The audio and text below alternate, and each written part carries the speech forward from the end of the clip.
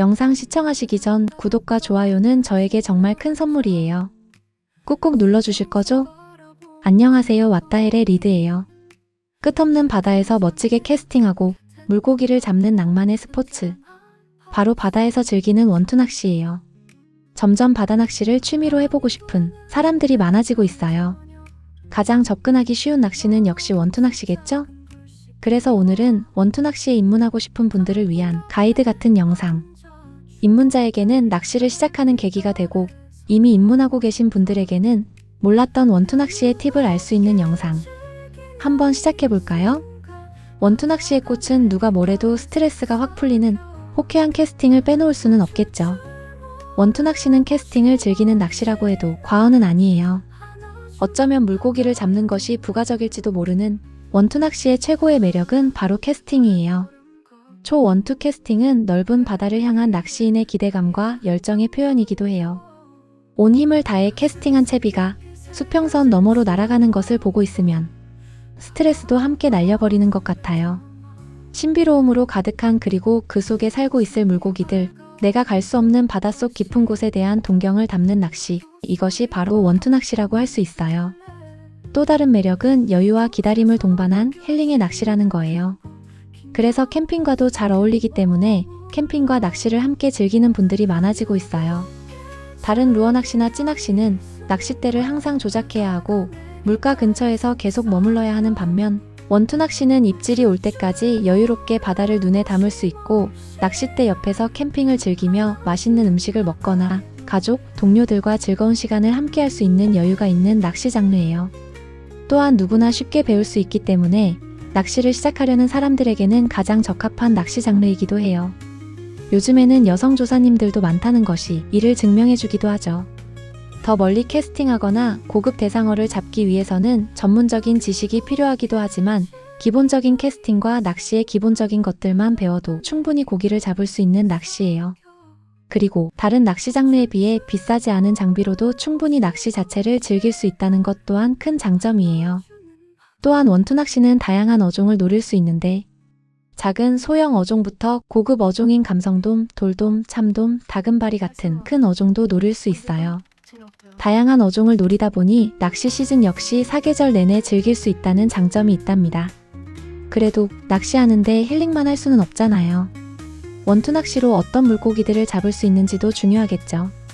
낚시 시즌이라는 말을 많이 하는데 낚시 시즌이란 대상어가 잘 잡히는 계절을 말해요. 예를 들면 감성돔 시즌, 민어 시즌, 우럭 시즌 등 이렇게 이야기해요. 삼면이 바다인 대한민국. 바다와 대상어별로 빠르게 알려드릴게요. 동해안은 백사장이거나 얕은 암초지대가 많은 특성이 있어 멀리까지 채비를 던져야 해서 원투 낚시를 하기에 가장 적합한 곳이에요. 하지만 대상어로 삼을 만한 어종이 그리 많지 않아요. 낚시인들은 강원도 일대를 북부권, 울진 포항 일대는 남부권이라고 이야기해요. 1. 가자미류 참가자미, 문치가자미, 강도다리. 북부권과 남부권 모두 잡히는 어종. 시즌은 봄과 가을. 12월과 1월은 문치가자미 금어기. 피크 시즌은 2월 중순부터 4월 초, 9월과 10월. 2. 황어. 북부권과 남부권 모두 잡히는 어종. 1년 내내 잡히는 어종. 시즌은 겨울. 겨울에 회맛이 그나마 좋다고 해요. 피크 시즌 12월부터 2월. 3. 붕장어. 북부권과 남부권 모두 잡히는 어종. 1년 내내 잡히는 어종. 시즌은 늦봄부터 겨울. 피크 시즌은 7월부터 9월. 4. 보리멸. 북부권과 남부권 모두 잡히는 어종. 시즌은 늦봄부터 초가을. 피크 시즌은 7월부터 8월. 5. 쥐노래미. 북부권과 남부권 모두 잡히는 어종. 시즌은 봄부터 가을. 11월, 12월 금어기. 피크 시즌은 9월부터 10월. 6. 감성돔. 북부권과 남부권 모두 잡히는 어종. 시즌은 봄과 가을. 5월 금어기. 피크 시즌은 9월, 11월. 영등철 시즌 12월 대물 시즌. 7. 참돔. 포항 이남권에서만 잡히는 어종. 서해, 남해와 비교하면 잘 잡히지는 않음. 시즌은 봄부터 가을. 피크 시즌은 4월부터 5월, 9월부터 10월. 서해는 조석간만의 차이가 세계에서 1등인 바다예요. 그래서 조류가 빠르고 물때를 맞춰서 낚시를 해야 하는 곳이에요. 또한 작고 큰 어초나 여가 많아서 포인트를 잘 선택하지 않으면 동해나 남해에 비해 낚시하기가 쉽지는 않은 곳이에요. 1. 돌가자미. 시즌은 봄과 가을. 피크 시즌은 2월부터 5월, 10월부터 12월 초. 2. 문치가자미. 시즌은 봄과 가을. 12월과 1월은 금어기. 피크 시즌은 2월부터 5월. 3. 보리멸. 시즌은 초여름부터 초가을. 피크 시즌은 7월부터 8월. 4. 붕장어. 시즌은 초여름부터 초겨울. 피크 시즌은 8월부터 9월. 5. 망둥이. 1년 내내 잡히는 어종. 피크 시즌은 7월부터 10월. 6. 우럭과 노래미. 시즌은 봄부터 가을. 피크 시즌은 4월과 9월부터 10월. 7. 감성돔. 시즌은 봄과 가을. 5월 금어기. 피크 시즌은 9월부터 11월. 산란 시즌 4월. 영등철 시즌 12월 대물 시즌. 8. 참돔.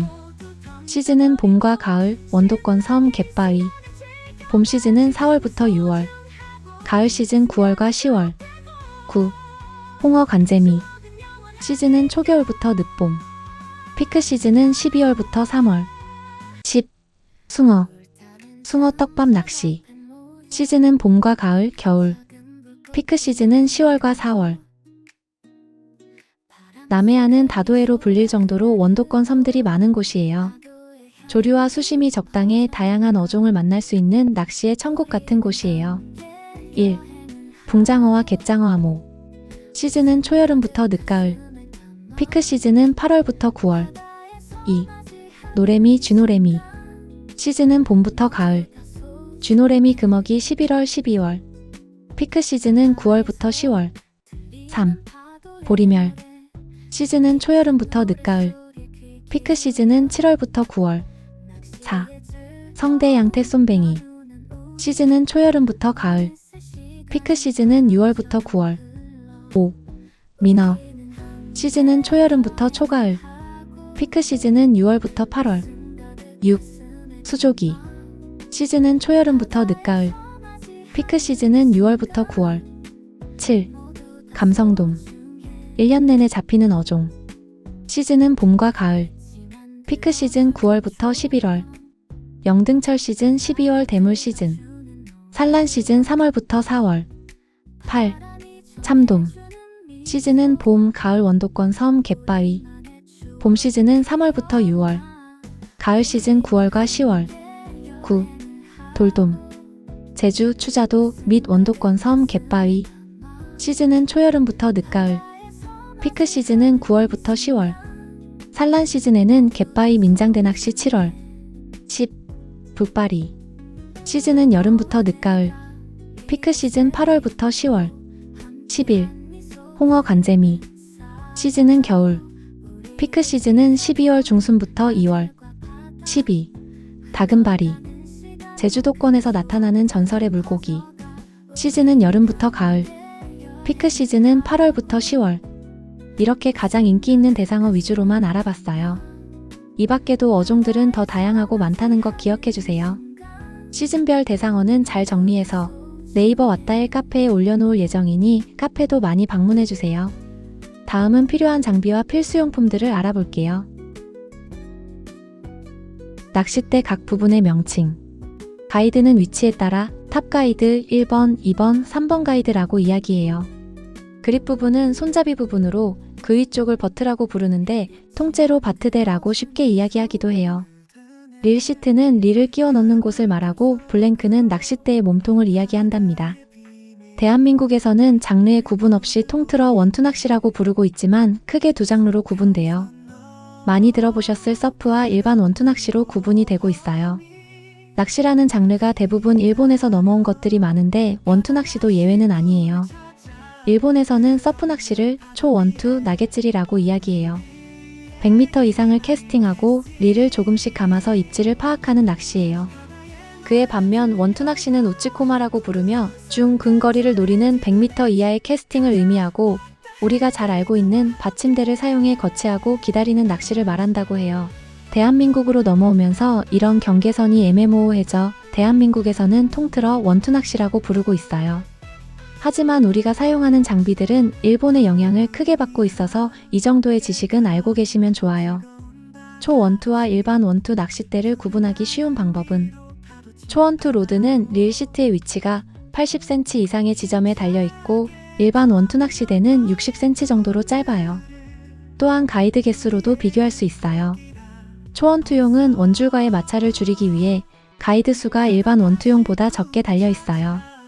일반적으로 초원투 로드는 4개에서 5개의 가이드, 일반 원투 로드는 6개에서 7개, 원투대의 표준은 27에서 30-425부터 450이 표준으로 자리 잡고 있으며 앞에 27과 30은 봉돌의 호수를 의미하고 뒤에 425, 450은 낚싯대의 길이를 의미해요. 일반적으로 경질 로드냐 연질 로드냐를 놓고 선택에 장애가 오는 경우가 많아요. 자신에게 맞는 강도를 선택하는 것이 맞는 말이지만 일반적으로 경질대로 갈수록 원투력이 더 좋아져요. 즉 초원투 로드는 경질대이고 곧 빳빳한 로드일수록 원투력이 높아진다는 말이에요. 결국 원투 낚시 역시 상황에 맞는 장비들이 여러 필요하다는 말이기도 해요. 하지만 입문하시는 분들은 봉돌 30호를 무리 없이 캐스팅할 수 있는 낚싯대를 많이 사용하고 있어요.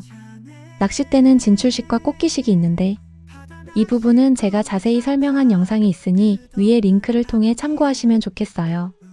이번 영상에서는 입문하시는 분들을 위한 영상이라 어떤 낚싯대가 좋냐, 무엇을 사야 하냐에 대해서는 언급하지 않을게요.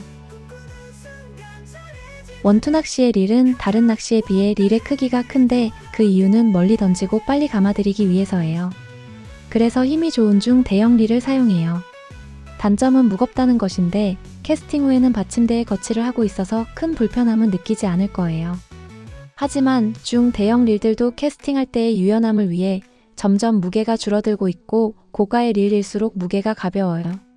원투 릴은 일반적으로 5,000번 이상의 릴을 사용해요. 입문자의 경우 스풀이 얕은 셜로우 스풀보다는 어느 정도 깊이가 있는 스풀을 선택하는 게 좋아요.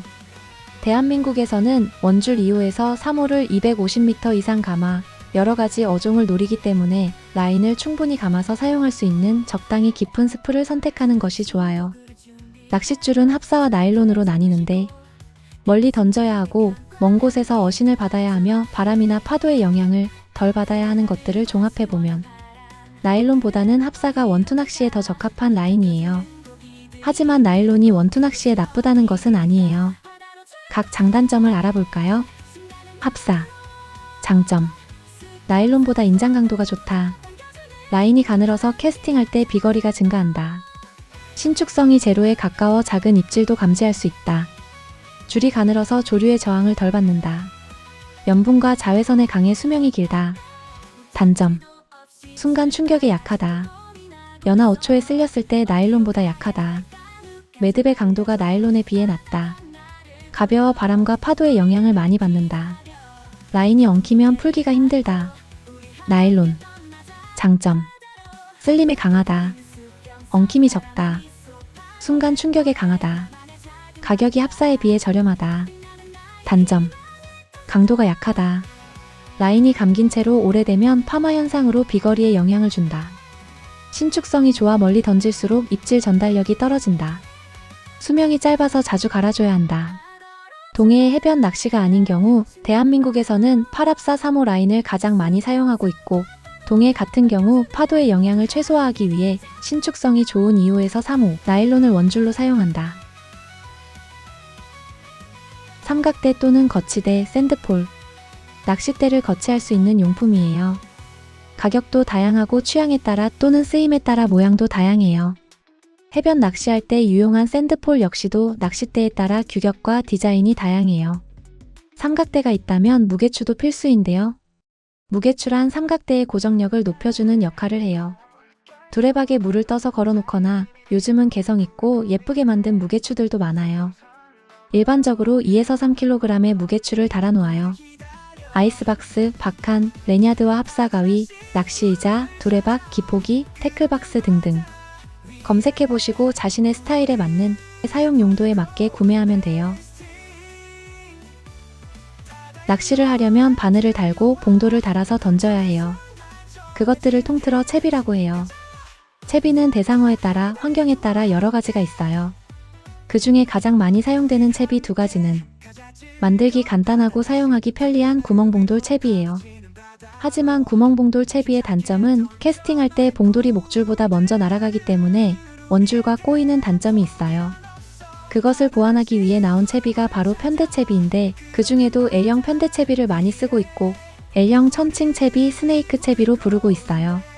대물 낚시에는 구멍봉돌 채비를 더 많이 사용하는데 이는 대물을 걸었을 때 밑걸림 및 줄엉킴의 위험을 최소화하기 위해서예요.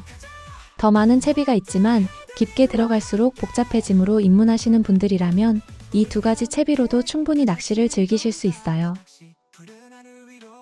낚시에는 대상에 맞게 여러 가지 바늘들이 있지만 원투 낚시의 바늘은 자동 걸림, 흔히 말하는 자동빵에 중점을 두고 만들고 있어요. 가장 많이 사용되는 바늘은 세이코 바늘과 감성돔 바늘, 유선형 바늘이에요. 세이코는 저렴하기도 하고 보편적으로 많이 사용하는 바늘이에요. 감성돔 바늘은 입질이 예민하거나 대물 어종을 노릴 때 많이 사용해요. 감성돔 바늘로 낚시할 때는 갯지렁이 사용 시 7호 바늘, 개불미끼 사용 시 9호 바늘, 감성돔 이외의 작은 물고기를 노릴 땐 4호에서 6호 바늘을 많이 사용해요. 유선형 바늘, 도다리 바늘이라고도 많이 불리고 바늘이 날씬한 편이라 입이 작은 어종들이 쉽게 흡입할 수 있어요. 바늘도 대상어별로 또 쓰임에 따라 정말 많은 종류가 있지만 이 세 가지 정도만 사용하셔도 충분해요.